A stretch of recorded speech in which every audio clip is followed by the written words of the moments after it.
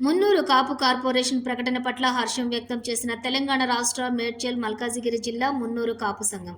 ఈరోజు మేడ్చల్ మల్కాజిగిరి జిల్లా మున్నూరు కాపు సంఘం అధ్యక్షులు బూరుగుబావి హనుమంతరావు మరియు జిల్లా యువజన విభాగం అధ్యక్షులు పుప్పాల భాస్కర్ ఆధ్వర్యంలో షాపూర్ నగర్ కార్యాలయంలో పత్రికా విలేకరుల సమావేశం ఏర్పాటు చేయడం జరిగింది.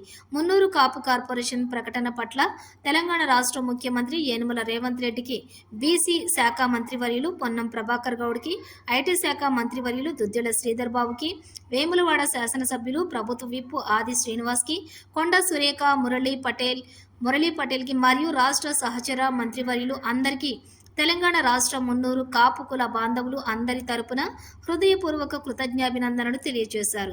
ఈ కార్యక్రమంలో తెలంగాణ రాష్ట్ర పబ్లిసిటీ కార్యదర్శి సాయిని శ్రీనివాస్, కుత్బుల్లాపూర్ నియోజకవర్గం ఉపాధ్యక్షులు లక్ష్మీనారాయణ, జగద్గిరిగుట్ట అధ్యక్షులు అవచెర్ల లక్ష్మీనారాయణ, చింతల్ మున్నూరు కాపు సంఘం అధ్యక్షులు నరేంద్ర కుమార్, పత్తి రాములు, వేషాల సంపత్, సుధాకర్, గాదె నరసింహులు, ముకుందరావు, ఆకుల రాజకుమార్, కిరణ్, రవికుమార్ మరియు కార్యవర్గ సభ్యులు తదితరులు పాల్గొన్నారు.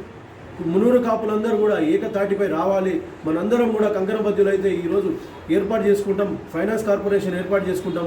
అదేవిధంగా గడిచినటువంటి ప్రభుత్వంలో కూడా ఎన్నోసార్లు మున్నూరు కాపులు ఆర్థికంగా ఎదగాలని చెప్పేసి ఎన్నో రిప్రజెంటేషన్స్ ఇవ్వడం జరిగింది. మరి కొండదేవయ్య గారు జిల్లా తిరిగి 33 జిల్లాలు తిరిగి అందరికీ ఏకతాటిగా ఒకసారి తీసుకొచ్చిన ఘనత మరి కొండదేవయ్య గారికి, మరి అదేవిధంగా రేవంత్ రెడ్డి అన్న గారికి, దుద్దిల్ల శ్రీధర్ బాబు గారికి, మరి బట్టి విక్రమార్క గారికి, సహచర మంత్రివర్గం అందరికీ కూడా అందరి అభిప్రాయంతో 17 కార్పొరేషన్లలో మొట్టమొదటిగా మనం కార్పొరేషన్ అంటే అసలు ఏంటి కార్పొరేషన్, దీనివల్ల మనకి ఏంటి వచ్చేది? మన పిల్లగాడు 5వ తరగతి చదివితే 6వ తరగతి వెళ్ళిపోతాడా? ఓకేనే అనేక ప్రయత్నాలు చేసి